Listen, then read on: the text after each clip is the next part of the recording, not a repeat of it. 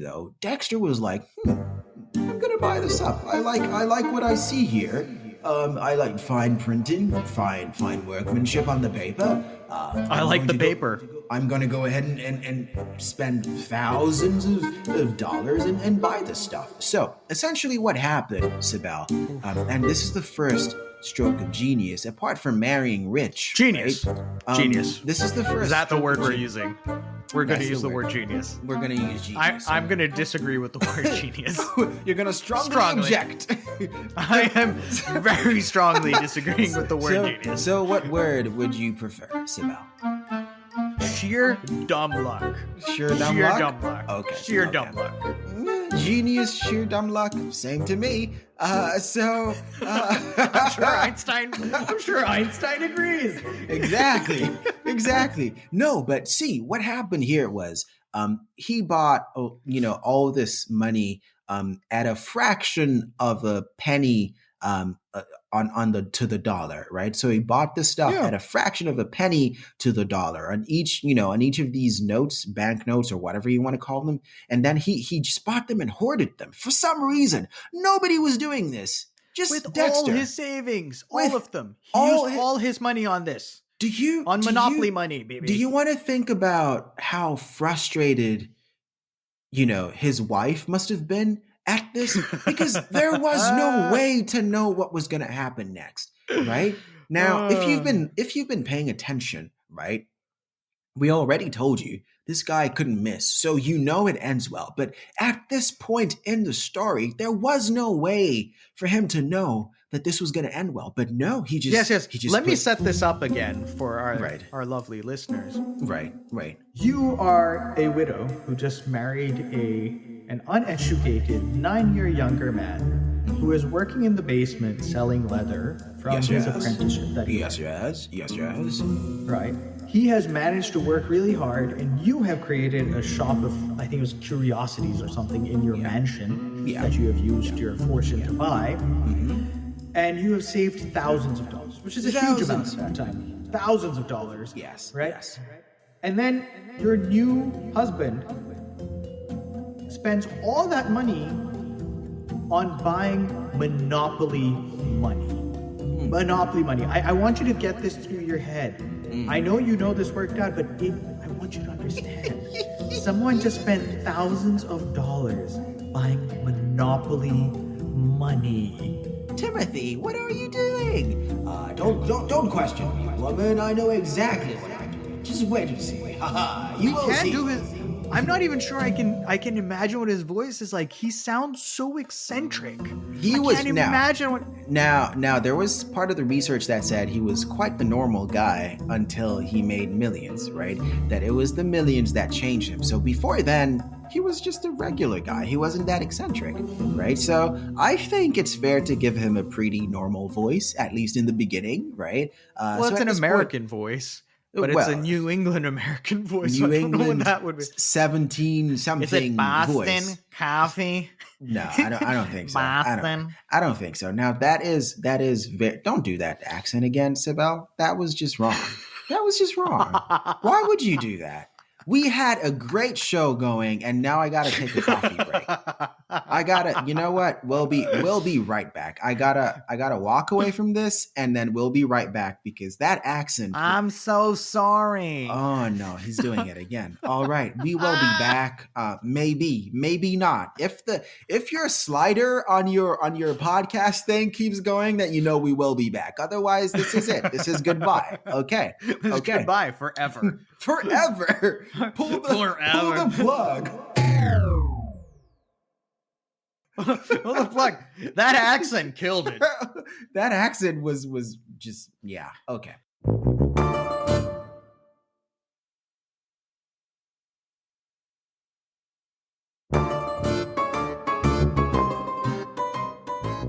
All right, we're back, and where we left you just when Sibel was doing atrocious accents was that Timothy Dexter had just used all of his life savings to buy essentially what was worthless money. And so this says, at the war's end, the U.S. government made good on its notes at 1% of face value, while Massachusetts paid its 1%. own notes at par. Okay, so let's break that down, right? Initially, So, this money was completely oof. worthless, and then Alexander Hamilton and a few others wrote, and to Congress and was like, no, no, you can't not, we promised these people they were going to get paid. At the very least, let's just give them 1% for each dollar, right? He ends up making an insane amount of money, right? And Jeez. this And that's enabled how he him. can get enough money to build 2 ships. Oh my goodness. So it says, the Wikipedia says this enabled him to amass a considerable profit. He built 2 ships and began to export business to the West Indies and to Europe. So let's just talk about this. This is the equivalent, Sibel, if I'm not wrong, of winning the lottery, right? Because it's like Winning the lottery is such an understatement on this. This is it's like, yeah. that's insane. That's insane.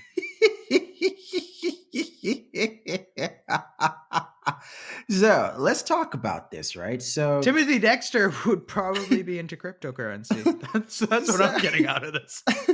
so absolutely, this dude would have been all over Dogecoin. Like this dude would be, he would be such an early investor in Dogecoin or whatever else it is that Oh, goodness. yeah, by now he would have been making billions, right? So Yeah. the Wikipedia, which this Wikipedia is actually really good. It says because he was largely uneducated, his business sense was considered peculiar. He was What a polite advised. way to phrase that. I know, I know, I know, I know. He was advised to send bed warmers used to heat beds in the cold New England winters for resale in the West Indies, a tropical area.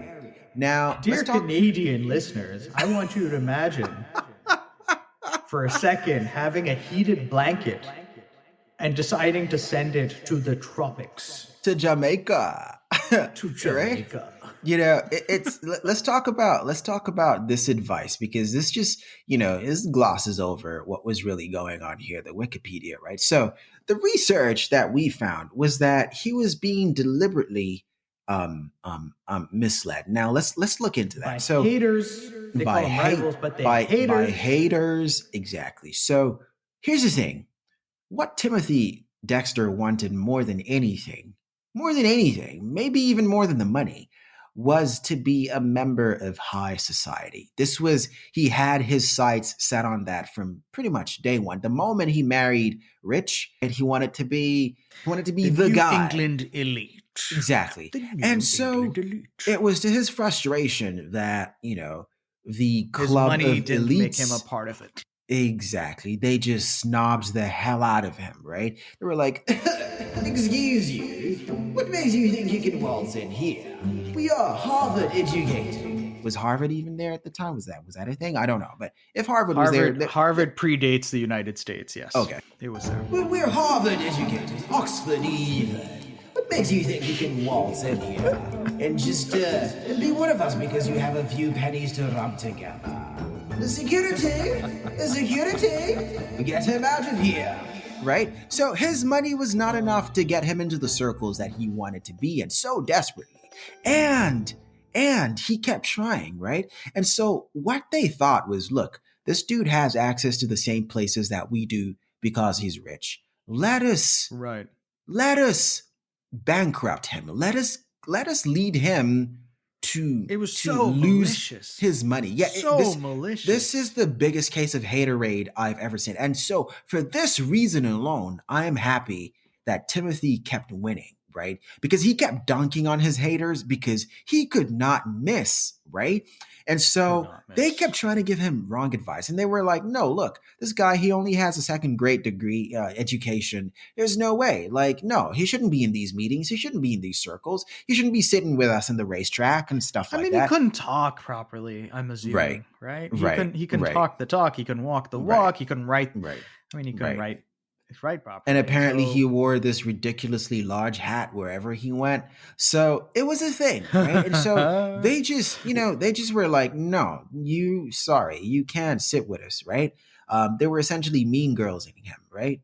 And so they told him, you know where they need bed warmers, Dexter, my old man, would be in the in the tropical islands of the West Indies, where the temperatures go as high as 1,000. You know what they're missing, though? Is bed warmers. You know, the people over there really do like the heat. And so, you know what he did? He sent bed warmers. And, Sibel, you want to tell the class what happens next? Okay. This does not make sense. This should not have happened, people. The simulation broke. Reality bent. The ship's captain gets to the West Indies, the Caribbean, Right. with bed warmers. Right.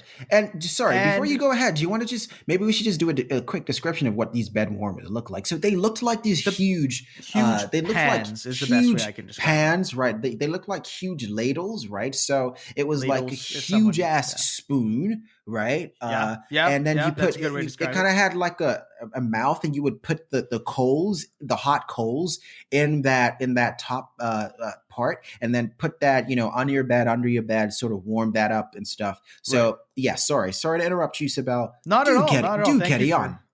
Thanks for filling that in, Bibi. I appreciate that. Yeah. Right. So they get there, and the ship's captain, true genius here, right, sells them as ladles, right, to the local molasses industry, and makes a hefty profit. He makes bank, bro. He makes bank. The man brings back the bag.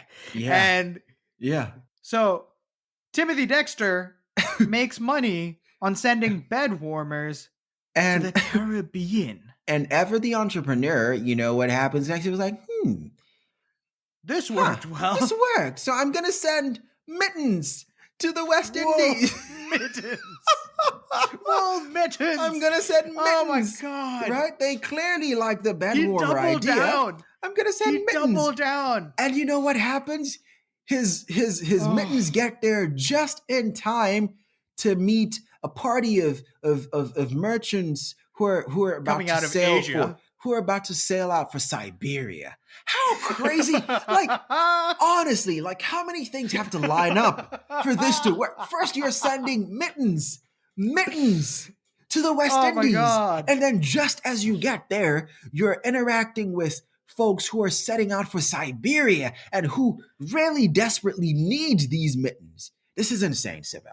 This is how you know that this is a simulation and it is broken, right? Because come on, there was a glitch in the Matrix, an absolute glitch in the Matrix. It's crazy. It's the most ridiculous thing. So here you are as one of Timothy Dexter's haters, and you're like, yeah, any day now we're gonna hear news of his ruin, of his complete and utter ruin. And he keeps waltzing into the gentleman's club and saying, my good friend, thank you so much for that piece of advice. You know, I made quite the killing out there. And people are looking at him like, what the hell? How do you send bed warmers and mittens to the West Indies and you're making bank? You're making a profit. It's ridiculous. See, the bed warmers, at least you can see how they could functionally be used in a different way. Wool mittens are basically can only be used in one way. The material wool is just so warm. But it's somehow there are people going to Siberia.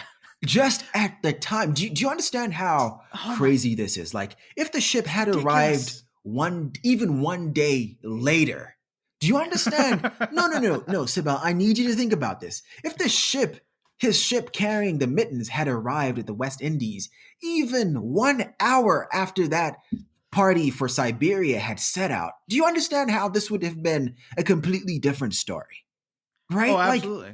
They got there just in time to meet the party set as they were docking. The ship for the Siberia party was just about to load and set out. And they're like, hey, you got mittens. Here's a question. Yeah, go ahead. Why was there a party from Asia? Let's think. Just think about. Let's think about that. What were they doing in the West Indies? Why were they in the West Indies on their way to Siberia?